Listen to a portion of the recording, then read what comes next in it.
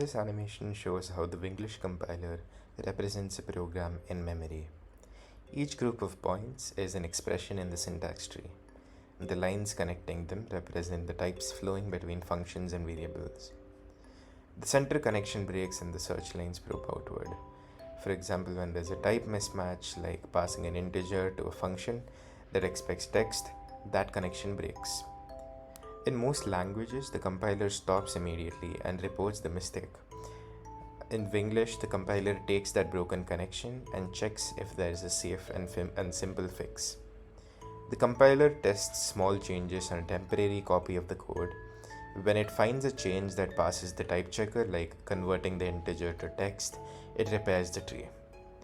Let's go through the slides to see how this is implemented in Rust.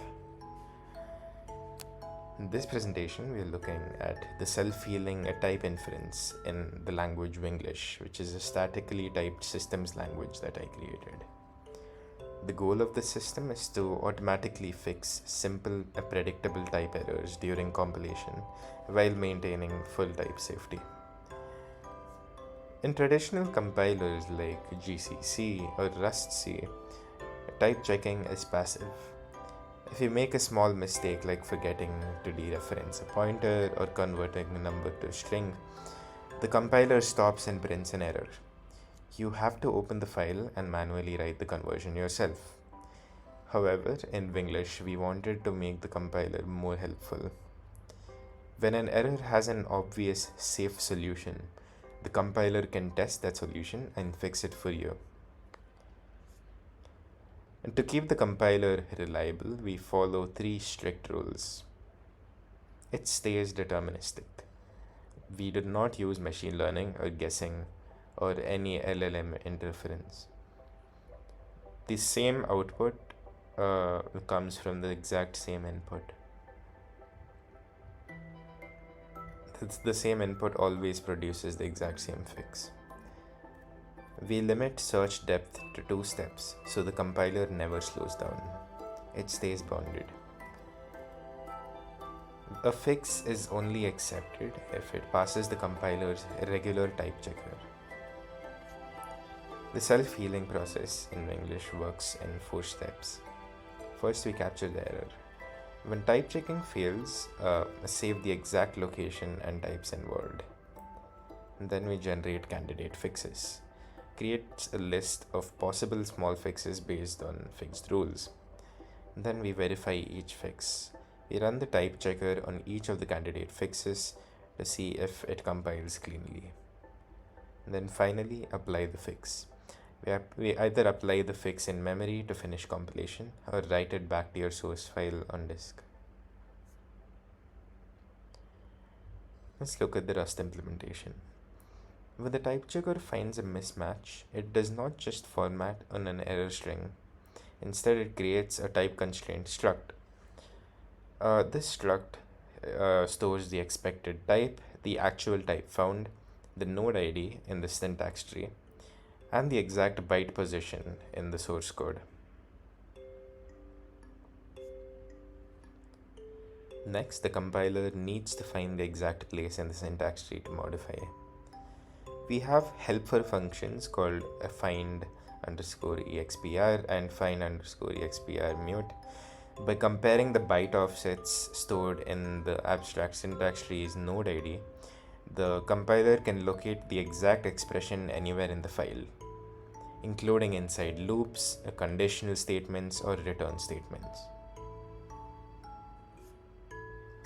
In stage 2, the compiler generates possible fixes using the healer struct. For each rule that matches, it creates a candidate.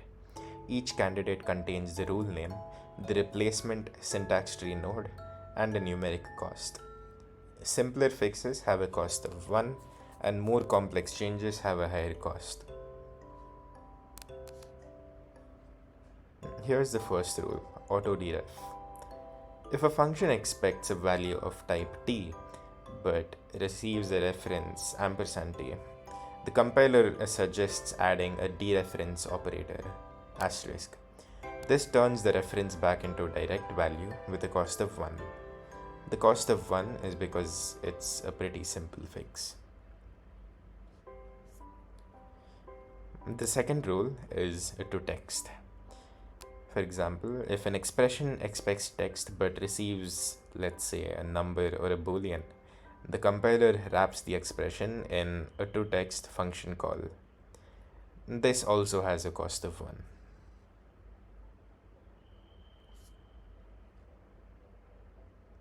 To test these candidates efficiently, we sort them by cost and try the cheapest ones first. As soon as a low-cost fix passes the type checker, we stop checking more expensive candidates. This is standard branch pruning and it keeps the verification pretty fast.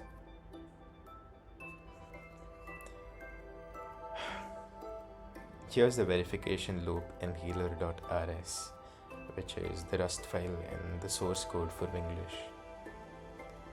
For each of the candidates, we clone the syntax tree into a temporary variable, insert the replacement expression, and then we run the type checker again using this function. We only modify the real program if this check succeeds without errors. This copy-based approach ensures safety. If a proposed fix, for example, fails type checking, the temporary copy is immediately dropped from the memory. The original syntax tree is completely unchanged, so a failed fix never corrupts the compiler state. The compiler supports 3 main operating modes. The first one is deny. Standard strict mode where healing is disabled, and it's pretty ideal for automated testing and CI pipelines.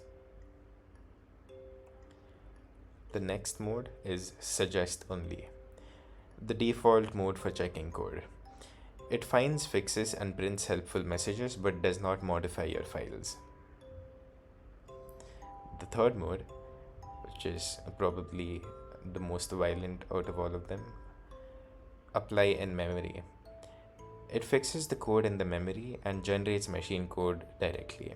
It's useful for quick testing, but it modifies your code without only suggesting it.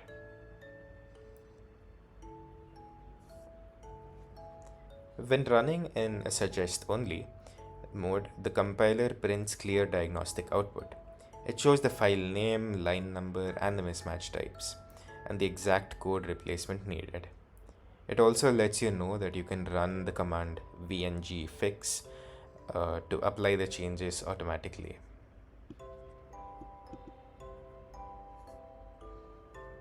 When you do run the command vngfix, the compiler writes verified fixes directly into your source files. So before making any edits, it checks if your Git repository has uncommitted changes. This ensures you never overwrite working code by accident. When a file has multiple type errors, replacing the text can change character positions and break line offsets. So to prevent this, vngfix sorts all fixes in reverse order by their starting byte position. So by applying changes from the bottom of the file up to the top, editing line 50 will never shift the line numbers of line 10.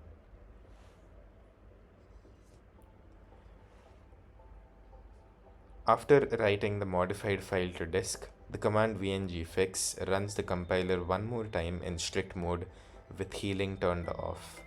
This confirms that the file on disk is valid syntax and compiles cleanly. Here's a simple example. Before and after. On the left, the variable age is a number, but the summary expects text. So this is a type mismatch.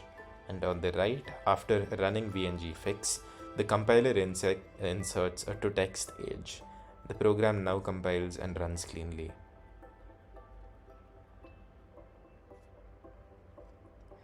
In terms of compilation speed, the overhead is very minimal. If your code has no errors, the healer is never called, so overhead is 0%.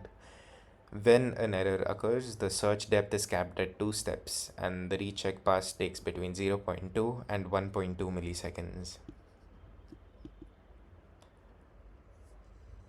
And to summarize what we covered, Vinglish does catch simple type errors and tests safe fixes automatically. Every fix is verified by running the compiler's regular type checker on a temporary copy. Sorting by cost and pruning keeps execution times under 2 milliseconds. And applying edits in reverse order ensures files are modified cleanly on the disk. Thank you for watching. If you have any questions about the implementation, feel free to ask below.